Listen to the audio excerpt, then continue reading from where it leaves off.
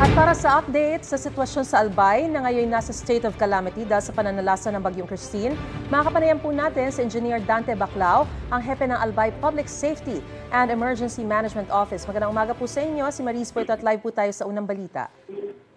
Magandang umaga po.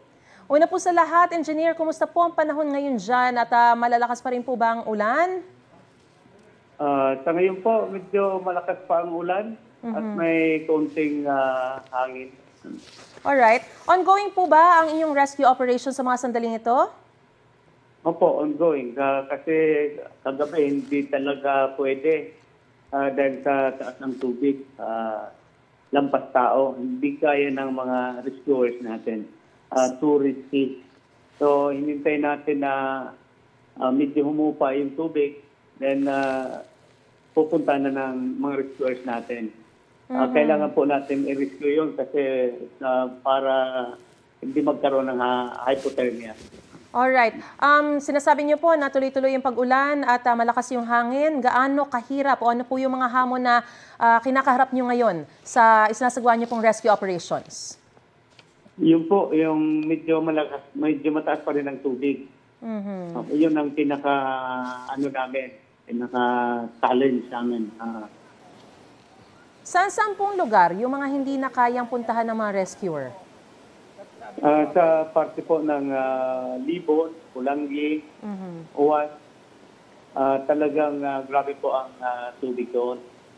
So, paano po ang gagawin natin ngayon kung hindi po maaabot ng mga rescuer yung mga lugar po na yun? At nangangamba kayo sa hypothermia?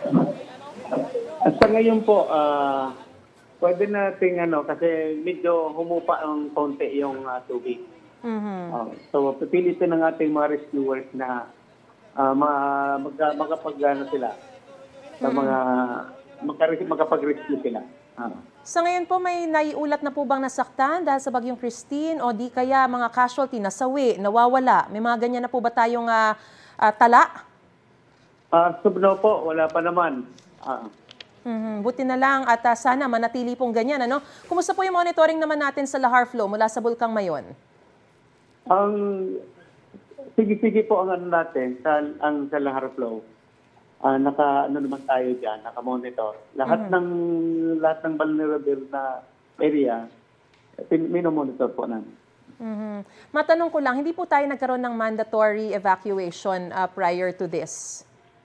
Actually po kahapon, nagpalabas tayo ng Acting Governor Glenda Ong-Bungaw, nagpalabas ng mandatory evacuation right after lunch hanggang 5 o'clock po. Pero may mga ilan po talagang nanatili pa rin sa tahanan, kaya kailangan nyo pong i-rescue ngayon? Malamang po. Alright. Na ganun talaga. Ano po yung mga inihahanda naman nating tulong para sa mga residenteng apektado ng bagyo, Engineer? Actually po, yung mga LGUs natin, munisipyo, mga city, may kanya-kanya po silang budget dyan. So, in case naman po na maggulang na yun, nandito naman po ang province to support.